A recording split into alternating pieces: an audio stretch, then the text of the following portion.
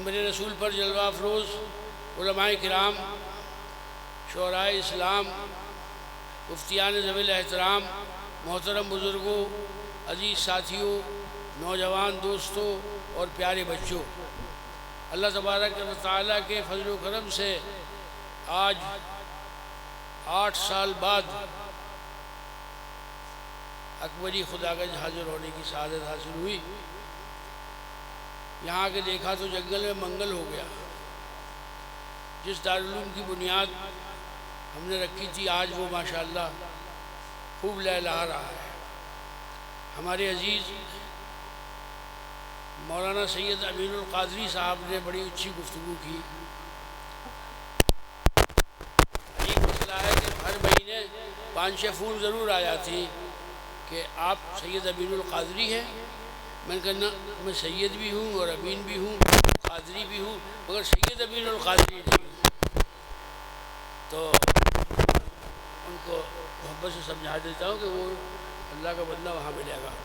एक बात मैं जो ज़रूरी समझ रहा हूँ अर्ज़ करना, मौलाना मालेगांव के रहने वाले हैं और मैंने ख़ुद वहाँ जाके देखा।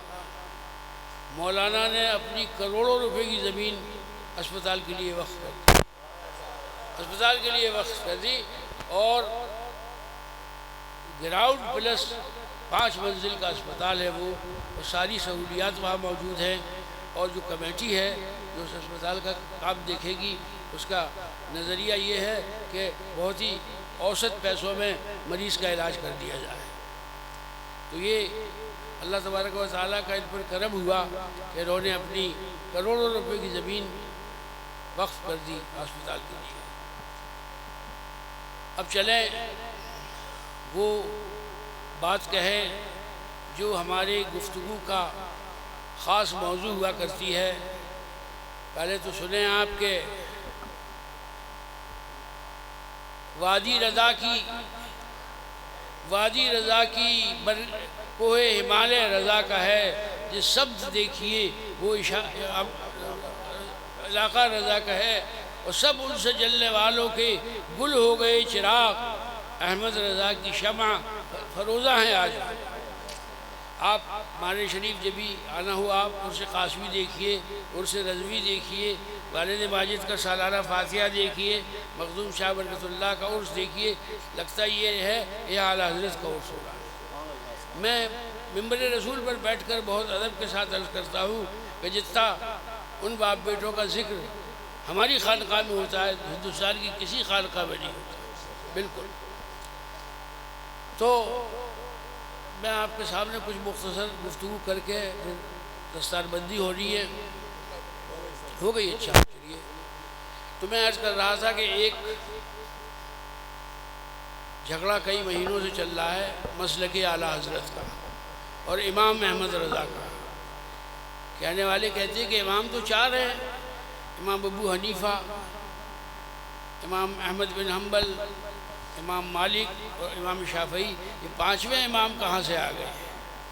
तो मैंने कहा कि अगर इन 4 पे ही इमामत ख़त्म कर दोगे तो इमाम गज़ाली कहाँ जाएंगे, इमाम अबू यूसुफ़ कहाँ जाएंगे, इमाम मोहम्मद कहाँ जाएंगे, इमाम ज़ुफ़र कहाँ जाएंगे?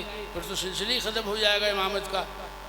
तो मैंने कहा ये बताइए, आपकी मस्जिद में जो इमाम साहब नमाज़ पढ़ाते हैं उन्हें आप क्या कहते हैं?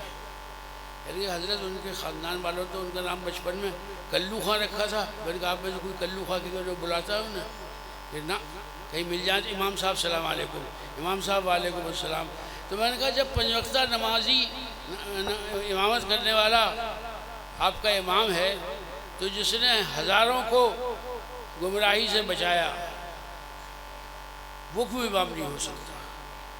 अच्छा, वहाँ बम्बई में बहुत दिनों कुछ ख़ास वो चला कि एक बहुत पढ़े लिखे मौलाना है, पता नहीं क्यों इस बात में वो अटक गए। कहने लगे कि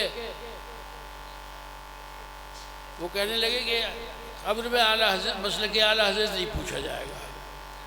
कितना कमज़ोर सवाल है। अच्छा, आपको पता होगा कि मैंने तकरीबन 38 साल मास्टरी करी अलीगढ़ यूनिवर्सिटी में।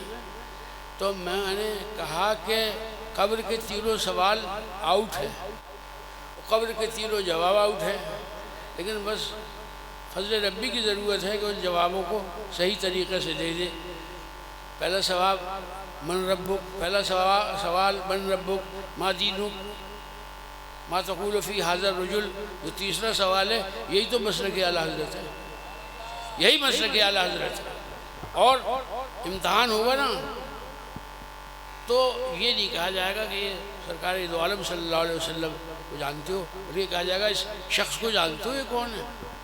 तो हम लोग तो माशाअल्लाह खूब मुस्कुराएंगे, खुश होंगे, और जो ये कलूटे हैं जिनके चेहरों पर, जिनके माथे पर दाग लगा हुआ है गद्दारी का, ये हाय हाय करेगी, करे हमने कुछ मालूम ही नहीं किया, हमने कुछ पता नहीं किया। तो मैंने उन आलिम साहब से कहलवाया कि तीसरा सवाल ही मसलक आला हज़रत का है, और आला हज़रत का मसलक कोई नई चीज़ नहीं है जो आला हज़रत ने सौदागरी मोहल्ले में बैठकर अपने आप से बना के पेश कर दी हो। ये वही मसलक है जो मसलक इमाम आज़म है, ये वही मसलक है जो सरकार गौसे आज़म का मसलक है, शाह वलीउल्लाह का मसलक है, मखदूम किशोशा का मसलक है, मखदूमान मारहरे का मसलक है, सीधा सीधा मसलक है। और इस मसलक की मुझसे आप अगर चाहें तो मैं 2 लाइन में इसकी तारीफ़ भी कर सकता हूँ कि पूछा जाए भाई मसलक आला हज़रत क्या है, तो इसका जवाब ये है कि अल्लाह के रसूल को उस तरह जानो और उस तरह मानो जो ऐन मंशाए इलाही के मुताबिक है, यही मसलक आला हज़रत, यही मसलक आला हज़रत। हमारे छोटे भाई सैयद अहमद अशरफ ने कथा लिखा था बहुत पहले कि मीनार कसर रज़ा तो बुलंद काफ़ी है, मीनार कसर रज़ा तो बुलंद काफ़ी है, तुम उसके पहले ही जीने पे चढ़ के दिखला दो, तुम उसके पहले ही जीनों पे चढ़ के दिखला दो। और फतावे रज़विया तो एक करामत है, ज़रा हदायक़ बख्शिश ही पढ़ के दिखला दो, ज़रा हदायक़ बख्शिश ही पढ़ के दिखला दो। तो हमारे तो ख़ानदान का उस वक्त तक खाना हज़म नहीं होता जब तक कि आला हज़रत और मुफ्ती आज़म का जिक्र घर में ना हो जाए। हमारे यहाँ अल्हम्दुलिल्लाह ये नहीं है कि आला हज़रत वालों में गए तो आला हज़रत की बातें करने लगे और घर आए तो और बातें करने लगे। अल्लाह के करम से ज़ाहिर बातिन सब एक साथ है। वालिद माजिद ने अब से 30 साल पहले इंतकाल से कुछ देर पहले हम भाइयों को जमा किया चारों को, और कहा कि आला हज़रत को जानते हो? तो नजीब मियाँ ने कहा उन्हें कोई नहीं जानता, जो मानता है वो भी जानता है, जो नहीं मानता वो भी जानता है। कह लगे बेटा मसलक आला हज़रत पर मजबूती से डटे रहना, और जो मेरा मुरीद मसलक आला हज़रत से हट गया वो मेरी बैत से कट गया, मेरे ऊपर उसका कोई ज़िम्मा नहीं है। तो भाइयों अपने मसलक पर मजबूती से कायम रहो। अपने मुल्क से हम मोहब्बत करते हैं, इसके लिए हमें किसी सबूत की ज़रूरत नहीं है। जब 1948 में ब्रिगेडियर मोहम्मद उस्मान बेखौफी के साथ जंग लड़े और उसमें वो ख़त्म हो गए तो उन्हें चक्र दिया गया। उसके बाद 1965 में हवलदार अब्दुल हमीद ने गवर्नमेंट ने उन्हें भी परमवीर चक्र दिया गया। ऐसे ही कैप्टन हनीफुद्दीन जो कारगिल की युद्ध में सबसे आगे थे उन्हें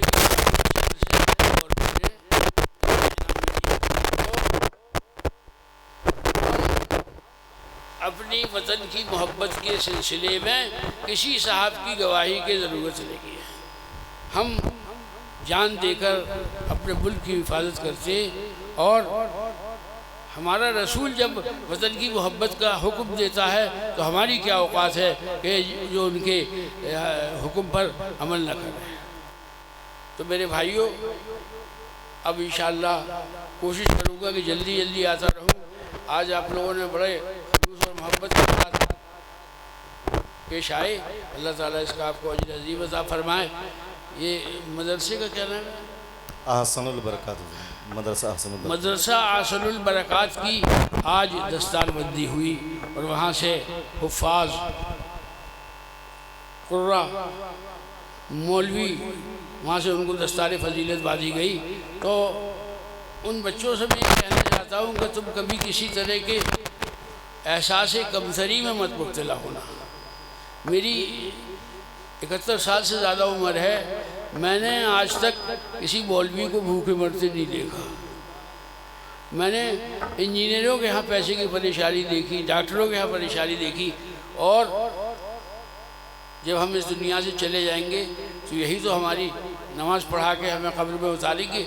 इसलिए इन उलमा को बहुत खुशी के साथ आज के दिन अपनी ज़िंदगी का समझें, जब आपने इस कदर इल्म हासिल किया को आपको दस्तार फजीलत बांधी गई। मैं अपने बिरादर तरीक़त मोहम्मद हसनैन कादरी को, जो इस मदरसे के सर्वे सरवा हैं, जिन्होंने इसकी बुनियाद डाली और जब वो इसे चला रहे हैं, उनको दिल की गहराइयों से मुबारकबाद देता हूँ। अल्लाह तबारक व तआला आपको मज़ीद हौसला अता फ़रमाए और आप इसी तरह से इस मदरसे की खिदमत करते रहें।